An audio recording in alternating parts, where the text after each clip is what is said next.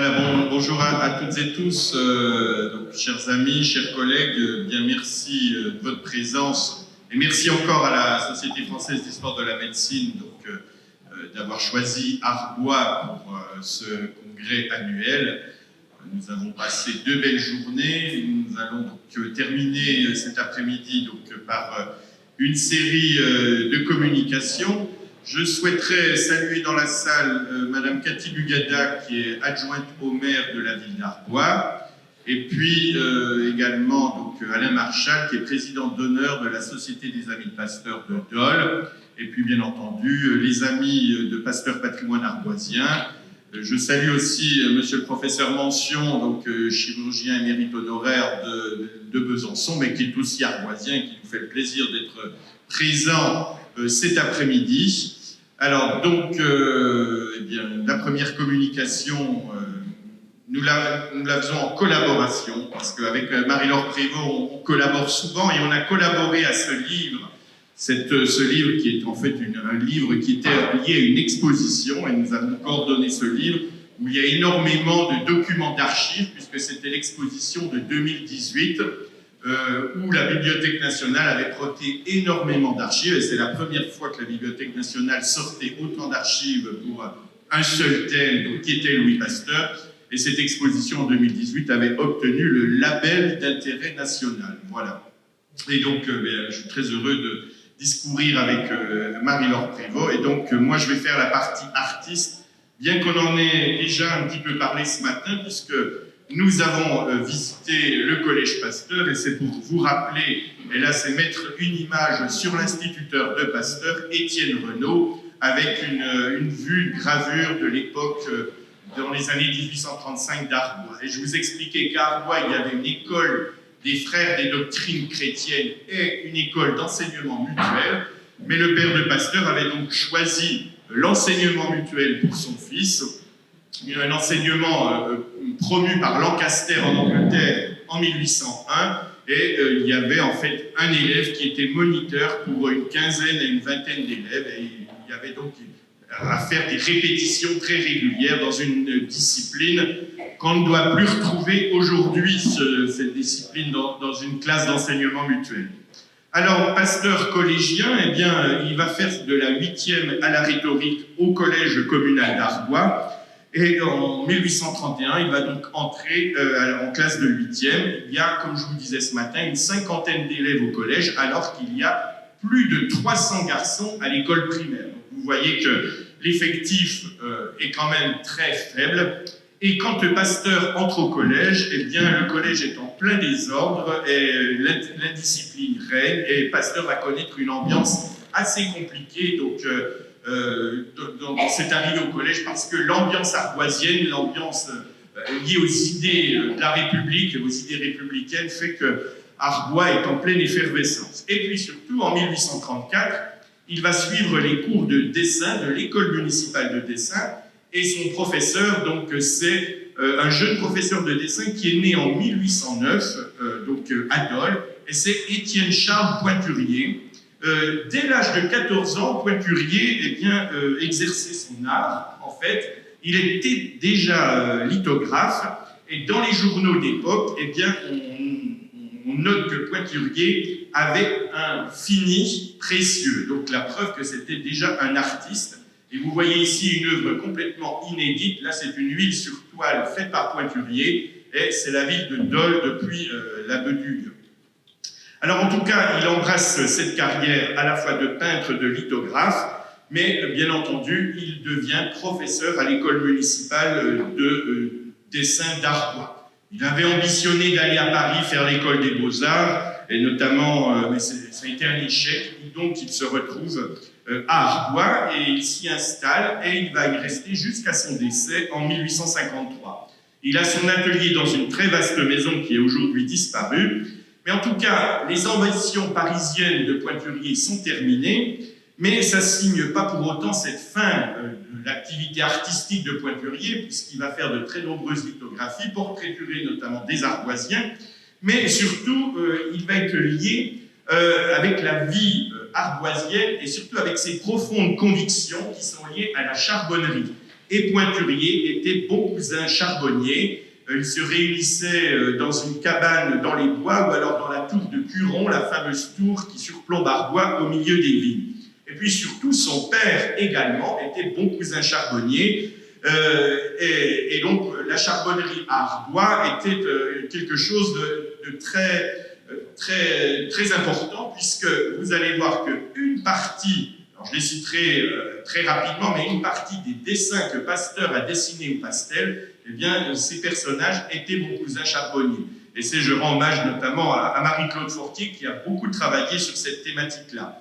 On retrouve ici justement un diplôme de bon cousin charbonnier, et ce diplôme, tout simplement, il a été lithographié par Pointurier. Alors, chez le jeune Pasteur, le dessin, bien sûr, est omniprésent, et on a ici une carte postale un peu plus tardive du cours de dessin au Collège Pasteur d'Arbois. Et quand je parle que le dessin est omniprésent chez Pasteur, eh bien, tout simplement, il griffonne le long de ses livres des petites têtes comme ça. Et c'est assez amusant de retrouver ces têtes dans les livres qui sont conservés à la maison de Louis Pasteur à Arbois. Alors, grâce à ces dessins, grâce à ces pastels qui nous sont parvenus, il est aisé de se rendre compte que Pasteur est un jeune homme au talent certain, et vous allez découvrir pourquoi.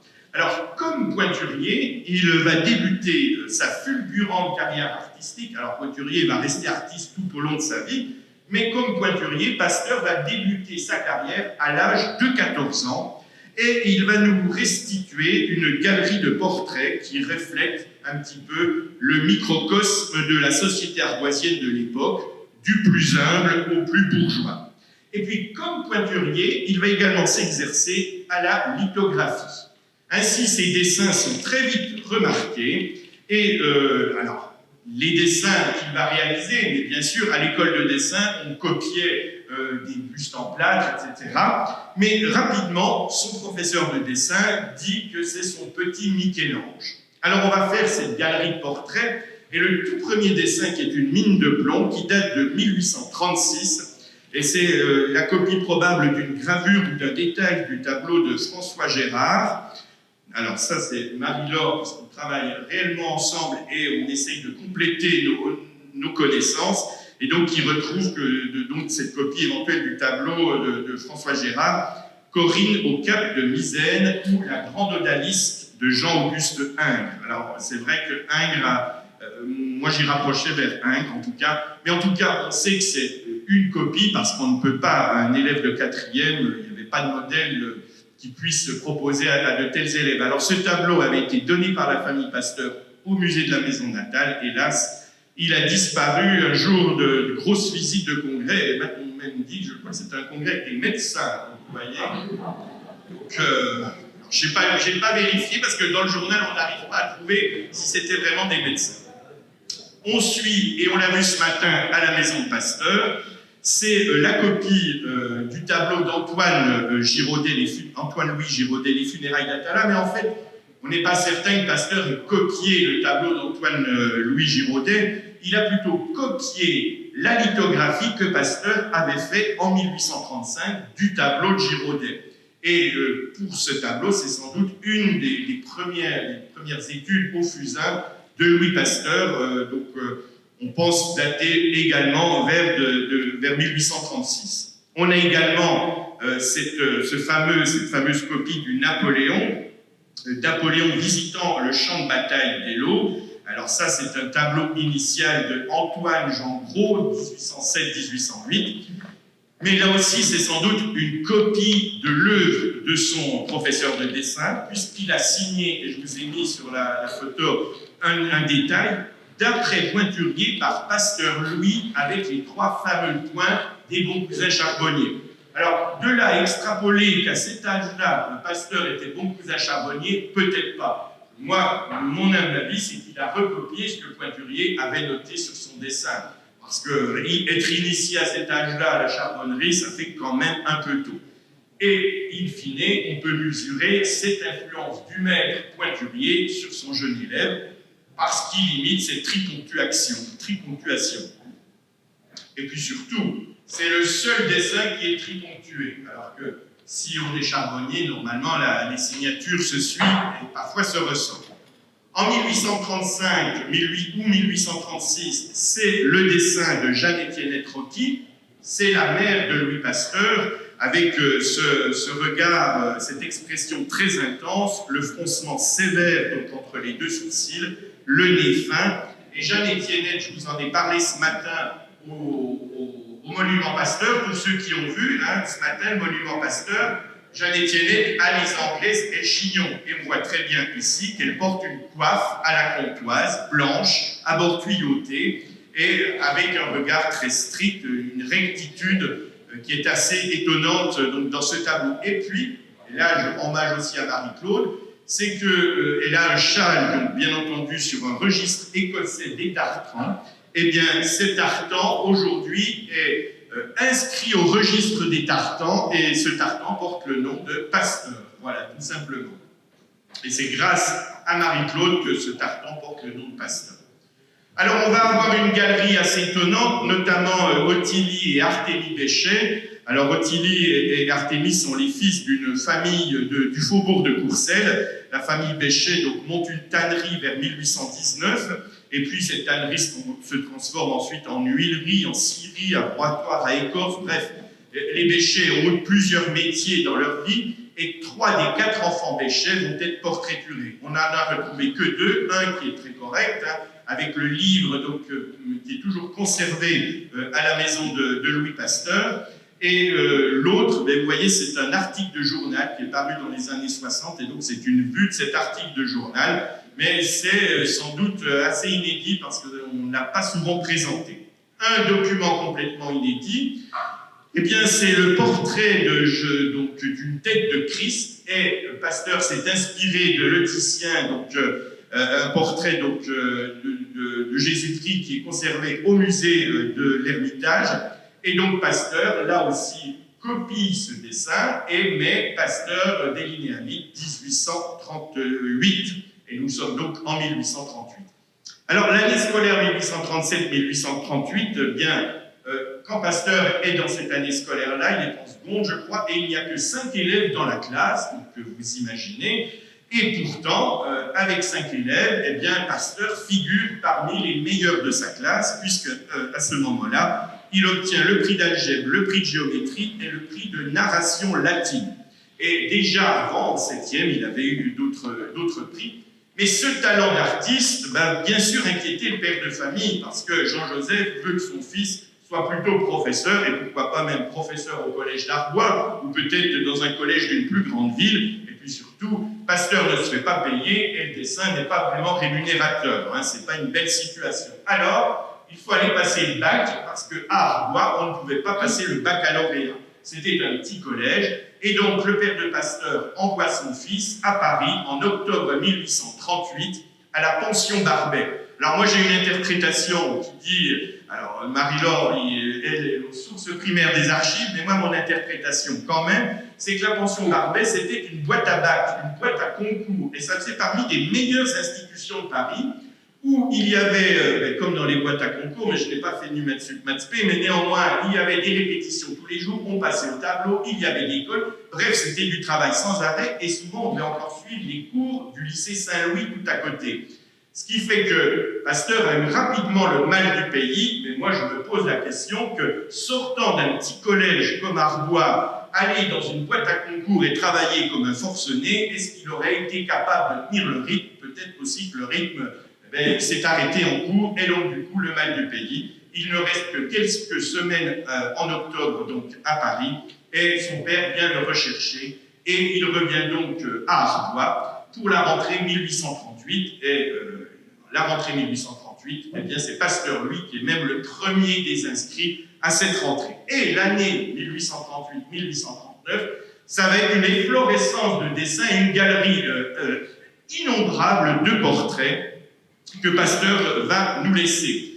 On retrouve ici cette boîte qu'on a vue ce matin à la maison de crayons et d'estampes.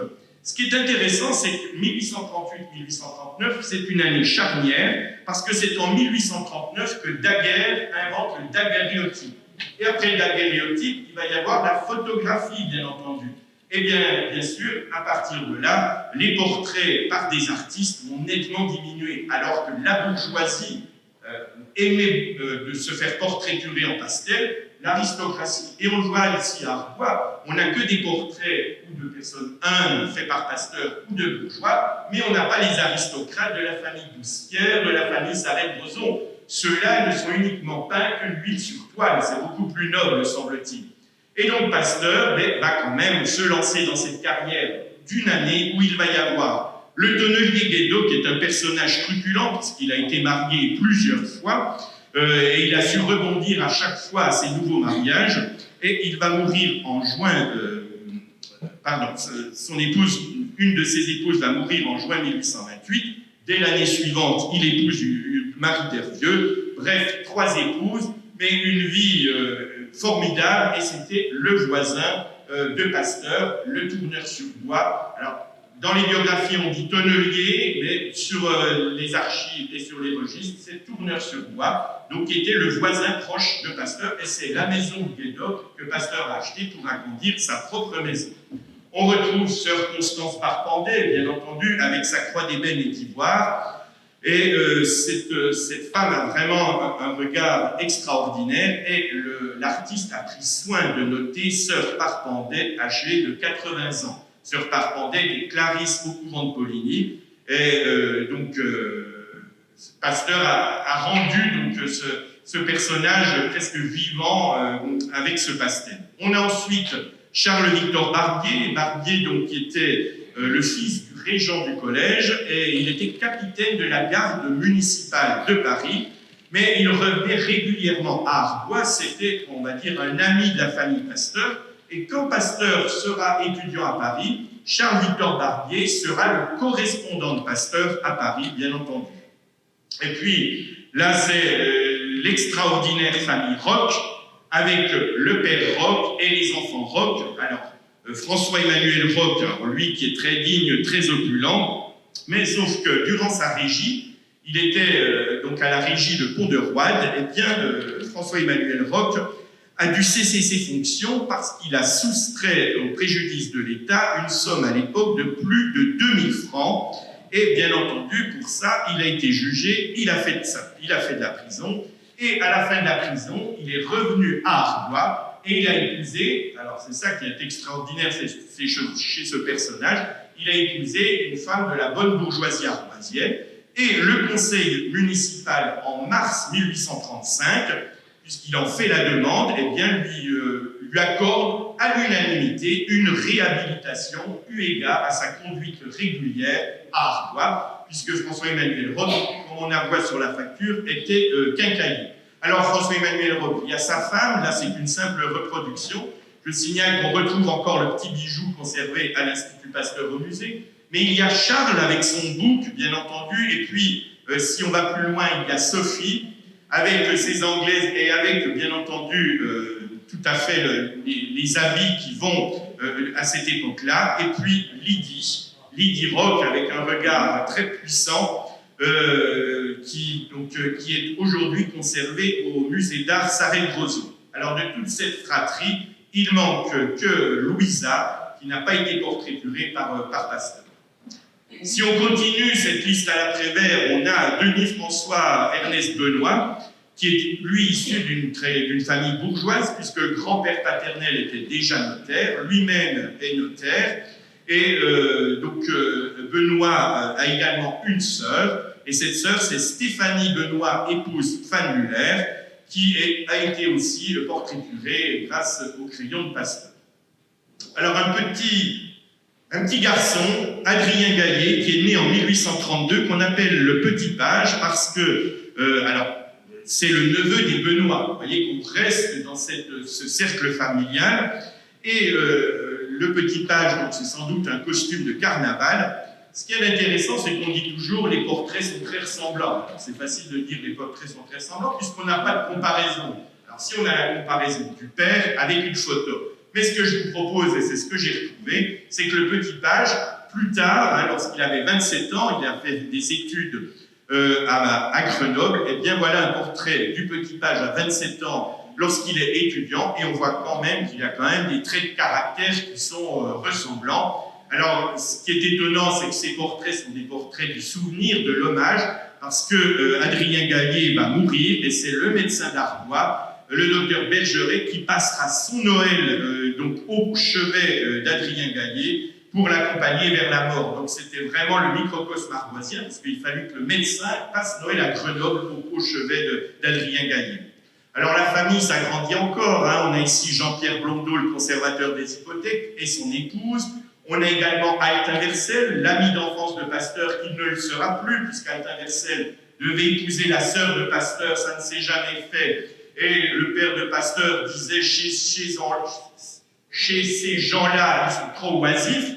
Les Versel étaient une riche famille vigneronne et on vivait avec les rentes. Et chez les Pasteurs, eh bien, c'était le travail qui comptait.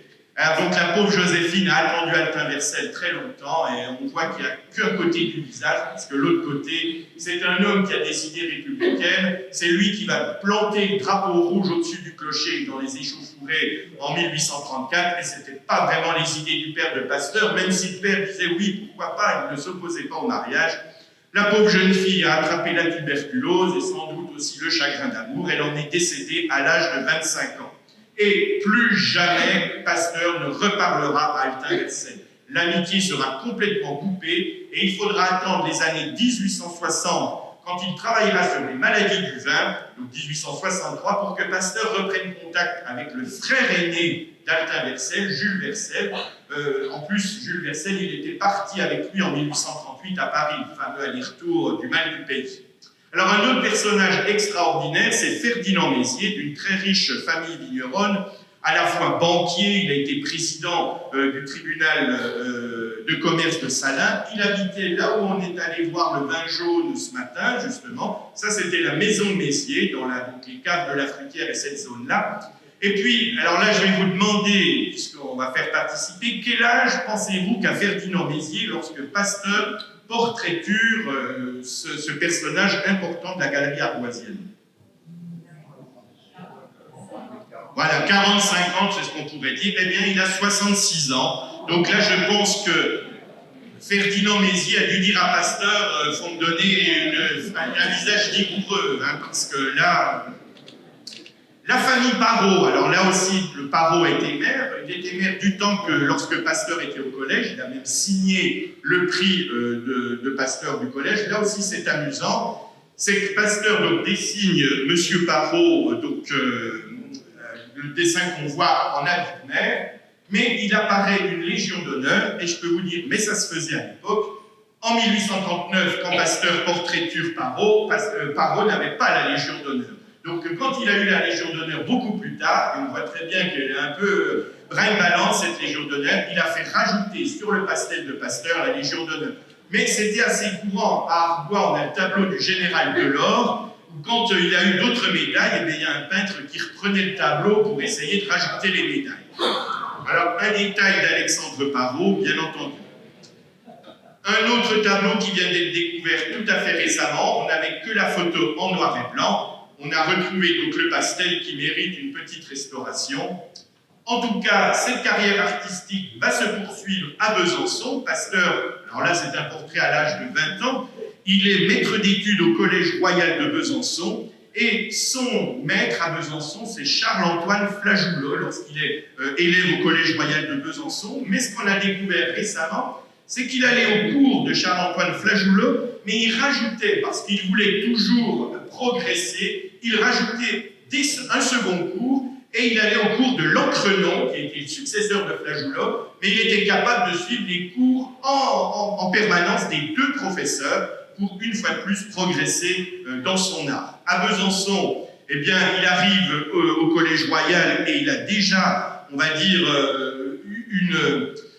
enfin, on sait que c'est déjà un artiste, hein, il a une réputation qui le précède, il est même appelé l'artiste, et il va donc dessiner, par exemple, son camarade Didier Netzer, Jules Marcoux, dont je vous ai parlé aujourd'hui, c'était la journée Jules Marcoux à Salins, un Salinois géologue qui était le premier géologue à faire la carte de géologie donc, des États-Unis. Et on a aussi la famille Foncin, le docteur Foncin, qui était le correspondant Pasteur à Besançon. la famille, avec M. Foncin, son épouse, le fils Léon. M. Foncin, ses parents étaient paysans en Haute-Saône, et il a épousé, comme ça se faisait parfois, ses mariages avec des gens paysans ou tanneurs. On va prendre le parallèle avec Pasteur. Ses parents étaient paysans en Haute-Saône, et il épouse la fille du professeur Foncin, qui était le doyen de la faculté de médecine de Besançon à l'époque. Alors, certaines mauvaises langues, lorsque le docteur Foncin a pris des hautes responsabilités à la faculté de médecine, disaient qu'il n'était pas tout à fait comme son beau-père à une rentrée des universités. J'ai retrouvé ça dans un journal. Eh bien, le docteur Foncin fait le discours de rentrée des universités, et dans le journal, il est noté « Oh, il a dû trouver le discours au fond d'un tiroir de son beau-père. » Voilà. Parce que le beau-père avait un plus grand aura. Et quand on voit Pasteur, fils de tanneur, qui épouse la fille du recteur de l'université, on peut mener un peu ce parallèle d'un enfant, voilà, ouvrier, artisan, paysan, qui épouse quand même quelqu'un de la bonne bourgeoisie. Et puis, à Besançon, Pasteur s'exécute en faisant de la lithographie, et on a ici son ami Charles Chapuis, donc avec la lithographie de Charles Chapuis, et vous savez que la lithographie, et c'est ce que le professeur Gall, un Américain, imagine, donc c'est l'image inversée, là c'est une impression image inversée. À cet angle, mais on a dans la stéréochimie cette image inversée, et peut-être que cette lithographie lui a donné peut-être un fil conducteur pour ses futurs travaux de stéréochimie. On a ici la pierre lithographique en face. Alors je vous rassure, parce qu'il y en a qui disent où est-ce qu'il a trouvé la pierre, là, est-ce qu'elle existe encore? Non, c'est une copie de pierre. C'est un artiste qui a copié l'œuvre de Pasteur sur une pierre, qui est tout à fait récente. Une pierre lithographique qui a une vingtaine d'années, mais c'est très intéressant parce qu'elle est très belle. Elle correspond bien entre Chapuis, la lithographie de Pasteur à votre gauche, et la pierre lithographique. Alors, Pasteur, on l'a dit, et vous le voyez ici, qu'il est ajourné au bac sciences S mathématiques le 9 août 1841. Heureusement, en 1842, il est admis au bac mathématiques et sciences, bon, avec une note médiocre en chimie, avec une note passable en physique, et en mathématiques, la note était assez bonne. Voilà, donc Pasteur va bientôt devenir, Louis Pasteur va bientôt devenir Pasteur. Un de ses derniers portraits, c'est Jean-Joseph, son père, et je vous ai mis la photo de Jean-Joseph à côté.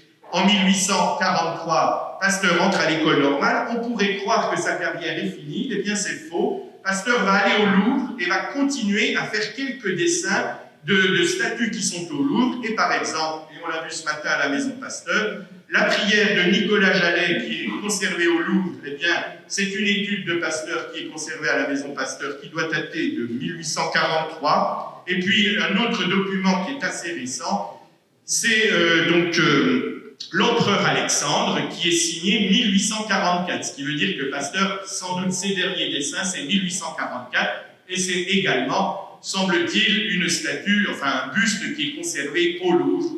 Donc voilà, là s'arrête la carrière artistique de Pasteur à l'école normale supérieure, et il y avait des cours de dessin à l'école normale supérieure, et il y avait beaucoup d'autres choses à l'école normale supérieure, et c'est pour ça aussi que si Pasteur a été artiste dans son adolescence, il a aussi été plasticien, et je vais laisser la parole à Marie-Laure Prévost pour la seconde partie.